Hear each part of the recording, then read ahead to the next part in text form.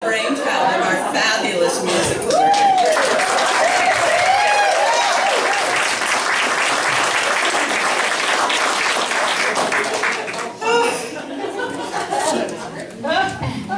You know, the only reason I ever went to church before I was 20 was for the music. I was a choir singer. That was fun. Thank you so much, Laura, for making that happen. And all of you who came to so many rehearsals and kept it a secret, I'm impressed. I just got to sneak in at the end there. That was marvelous. So that's a song that actually Don Madison encouraged us to use for our Saturday Soul Spiritual Journey Circle. And we've used it for several months as our kind of reminder that, yeah, we're here and we are welcome. And who we are and how we are and what we are is just fine. Yes! It's beautiful. Thank you all so much for getting into the spirit of it.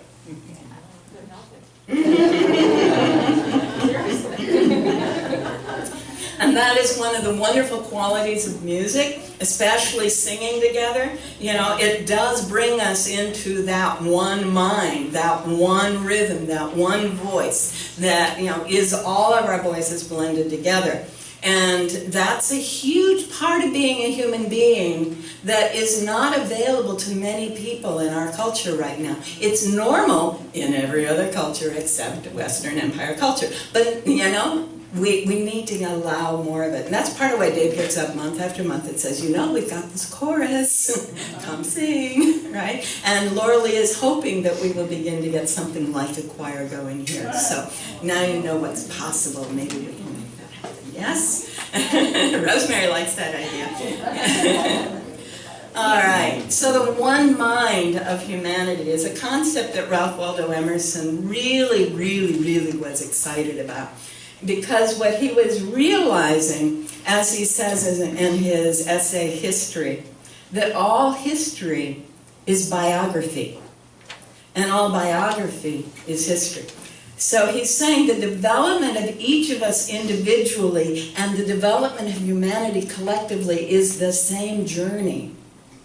And those of you who are familiar with the Joseph Campbell concept of the hero's journey, and I'm sure everyone in the room is, you know, can relate to that. Humanity has been on the hero's journey. And part of that process is breaking away from what was normal and coming back to it in a whole new way, in a whole new beingness. And those of us who were here last night for Walt's memorial got to hear how he went off, he joined the army, went through Vietnam, tried to come home and realized, no, we can't do that. And he went off to Alaska for 9 years.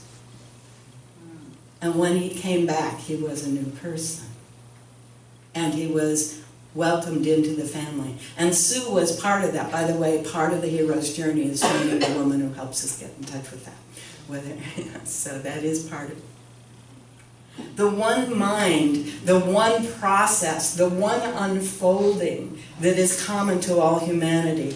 It means that none of us ever need feel isolated and alone. Really.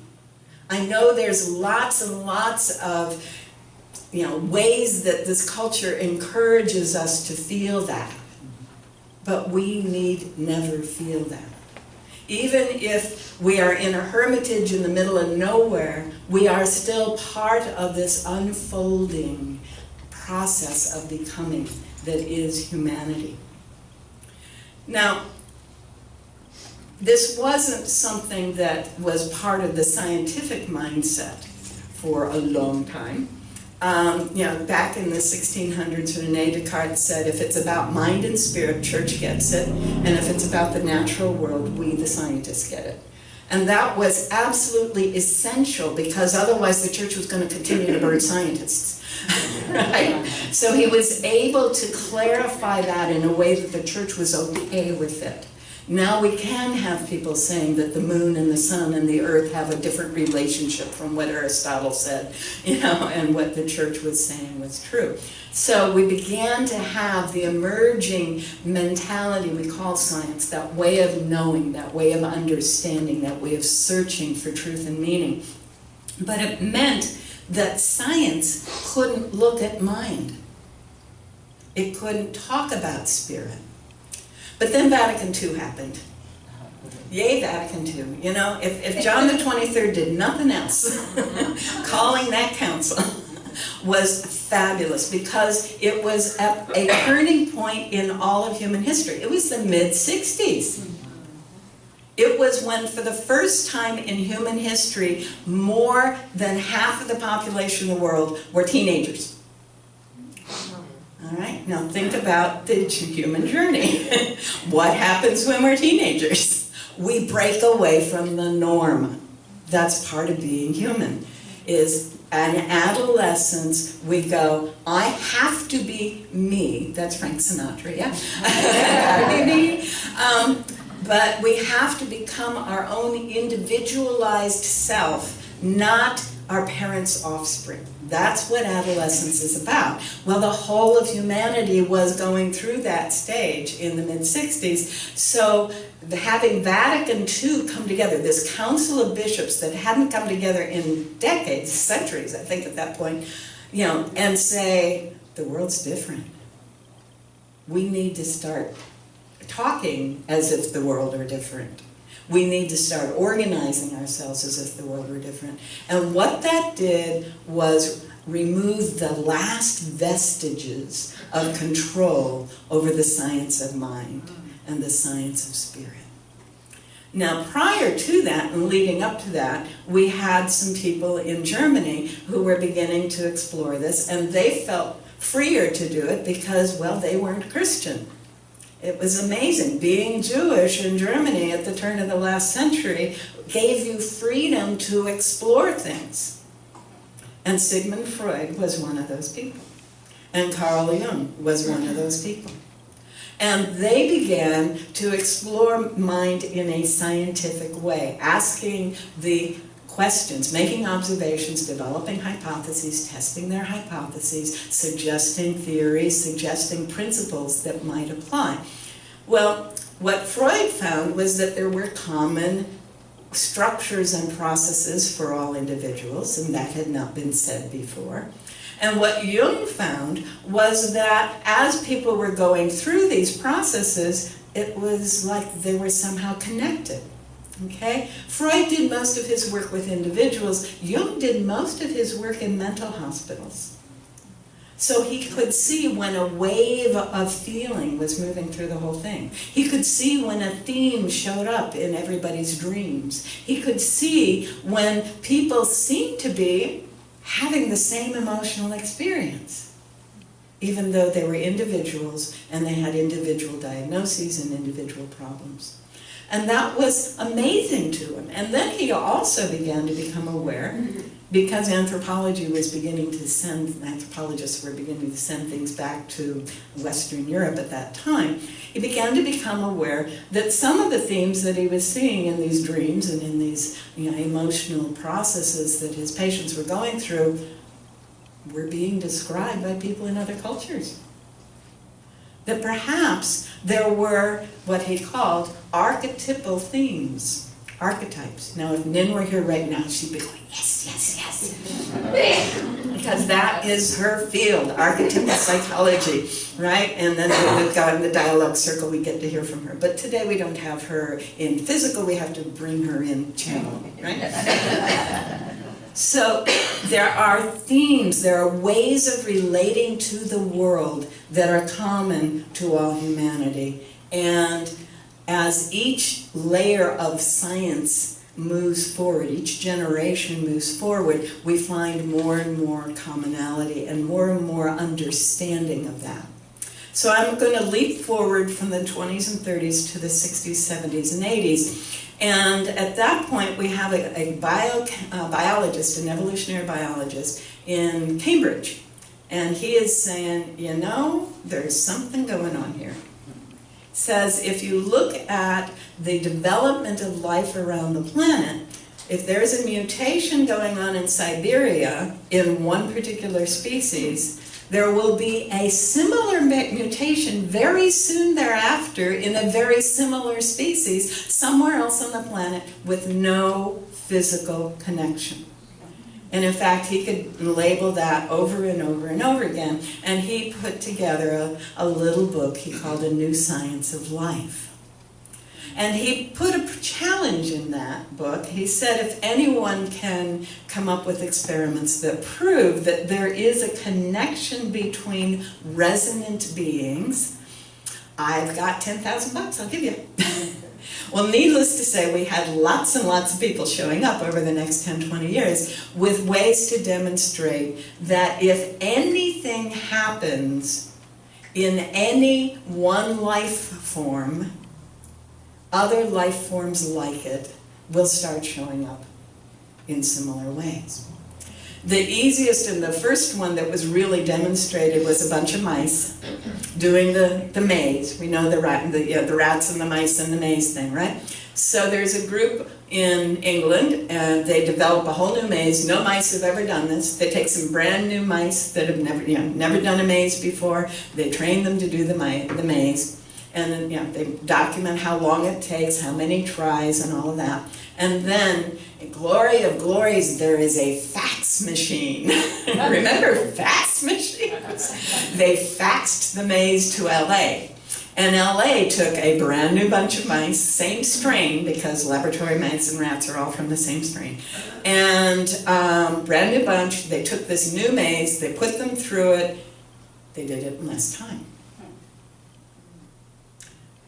Well, interesting. It was easier for them.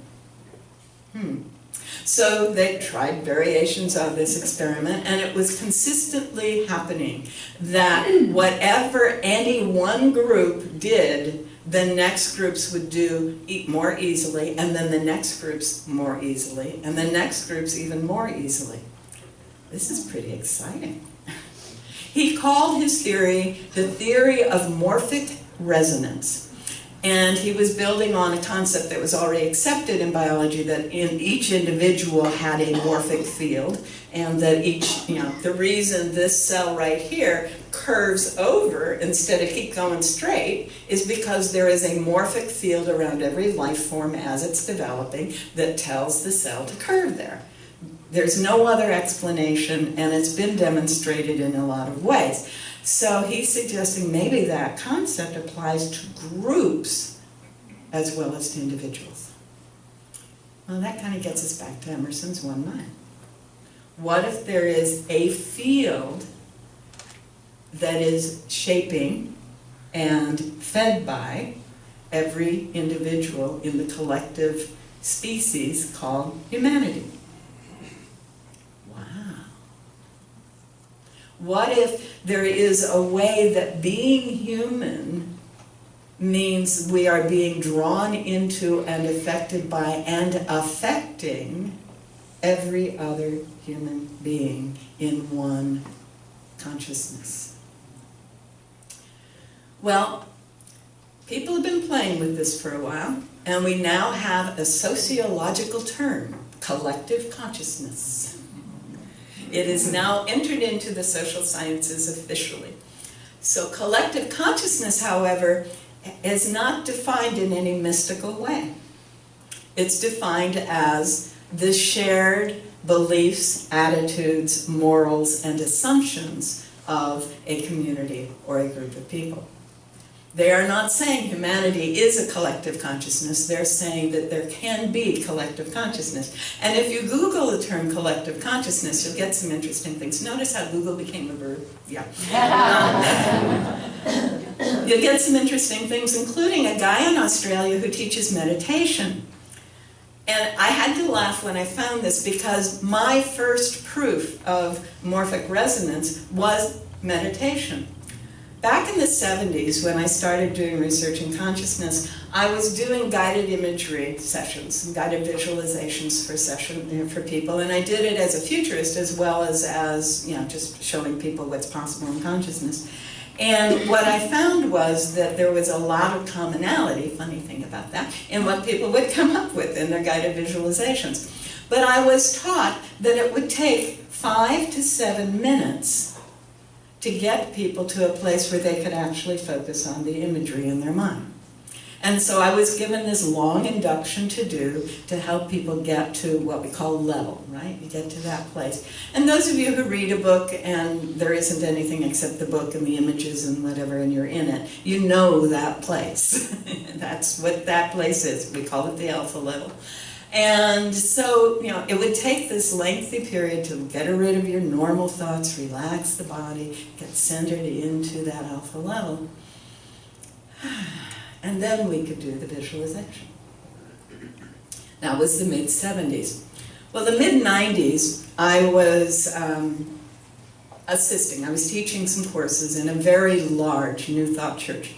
And I attended a service, and the minister got up there and she led the congregation through 3 deep breaths.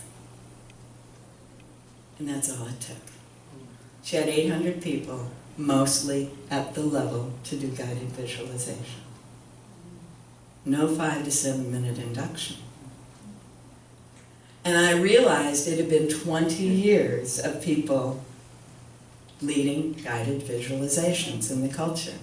So it had been 20 years of humanity learning to get to level. So now it is much more easy.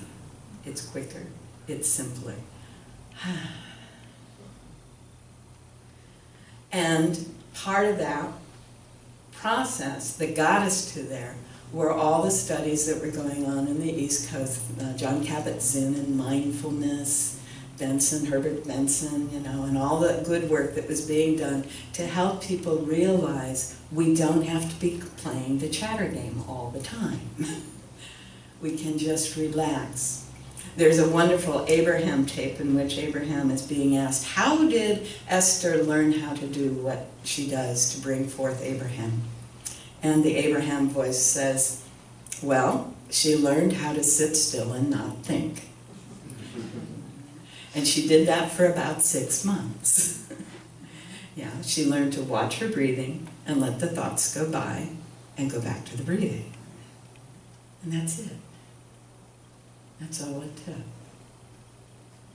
To set aside all of the individual, personal chatter, and be open to the infinite mind, the one mind common to all humanity, that Esther and Abraham call source energy, but appears to be a collective knowing that is so far beyond anything that any one person has been able to come up with, that it deepens and enriches everybody's life. So, leap forward a little longer, a little further, and we have now this culture that is beginning to recognize that our inner life is as important as our outer life. Isn't that beautiful? I mean, we grew up, everyone in this room grew up in an environment that said the only thing that matters is what you accomplish in the world out there. And most of us were given a bad time every time we sat quietly. What are you daydreaming about? Right?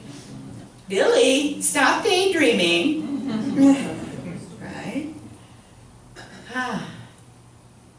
I found myself writing some words this week. I was finishing up a book, and it was Adam Smith talking about economics. And I said Adam Smith would not recognize our current form of capitalism and would not approve of our current lifestyle because there isn't sufficient time for reverie.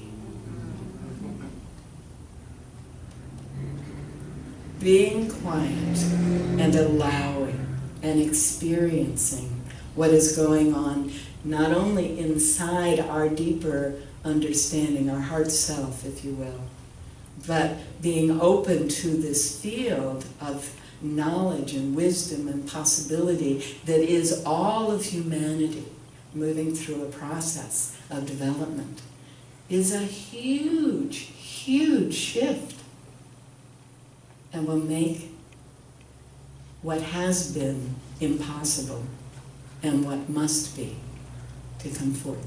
I so appreciated the reading. Ruth B. chooses the readings, thank you, dear. And you do a wonderful job presenting them, Rosemary. But in the reading, did you notice we said, we shall? Okay? Shall is a promise. If you ever see the word in anything written prior to 1950, it says shall means it is. It cannot not be. Okay, including the Ten Commandments. Thou shalt. You will, you can't not. It's a promise, an assurance that this must come into being. And the more that we can allow ourselves to stop chattering and start being, the quicker, the more easily, the more gently, this whole other kind of culture that focuses as much on our inner lives as our outer lives can come into being. And that's part of why we all love Florence. Because Florence is a community that has a one mind common to all of its residents. And that mind is a mind of service and love and appreciation and caring. It's amazing. It's beautiful. You know, I travel up and down the coast all the time. I travel over the state pretty regularly. This is the only community where I can walk into a restaurant and recognize not just the individuals, but a way of being that is consistently caring, in service, and open to possibilities. It's beautiful. Yeah, grocery outlet's not a restaurant. But it is a different world in there, I gotta say. However, my other UU congregation in Grants Pass, grocery outlet was our wine supply. And so wine and cheese, whenever a wonderful combination of wine or cheese would show up at grocery outlet, the word went through the whole congregation. One mind. So we can go even further than this into the late 90s and the current years, and we have these quantum physicists trying to understand what is the nature of mind, what is the nature of the universe, how is it that only in the presence of an observer do electrons show up as particles instead of as waves? How can that be? That is a fundamental question. Because it means that only in the presence of the universe, of an observer, can a universe be. Where is the observer? If humanity grows out of an existing universe, then it isn't humanity. Amit Goswami was a quantum physics professor at Eugene, and the moment he retired, he published a book called Self-Aware Universe. Now, his textbooks are the classic textbook in quantum mechanics. This man has the credentials, all right? But as soon as he retired, he published Self-Aware Universe, which said the only way the universe can come into being is if it itself is consciousness aware of itself. Yeah. Wow. The only way I can come into being is if I am consciousness aware of myself. The only way a plant can come into being is if it is consciousness aware of itself. And the most recent biology and ecology is so cool, talking about how the trees and the plants are all talking to each other all the time. It is so marvelous. Those of us who have been accused of being tree huggers, yes!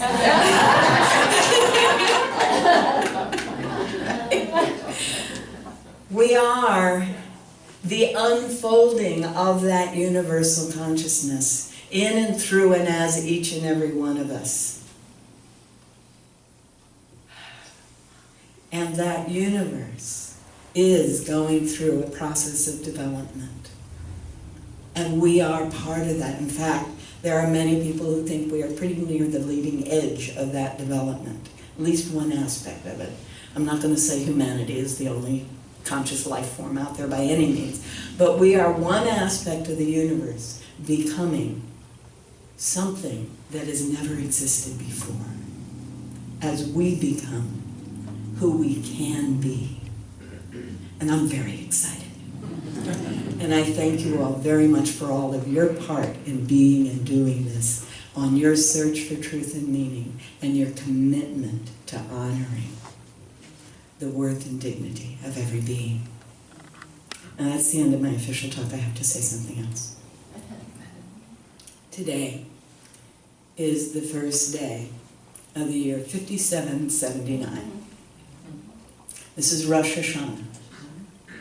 This is the day of honoring the creation.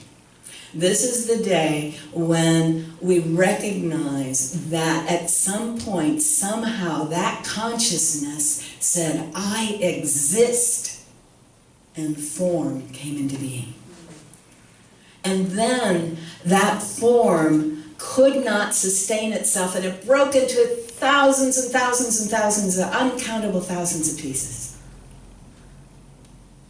And so today is the day we acknowledge that this year, this coming year, 5779, is the year we will completely pull those pieces together. That's what this year is about. So let us go into that place where we know we are one with all that is. And let us feel the interconnected web of life that we are.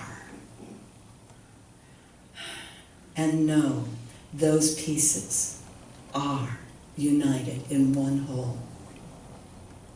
And we are part of it. And we give thanks that this is so. Thank you.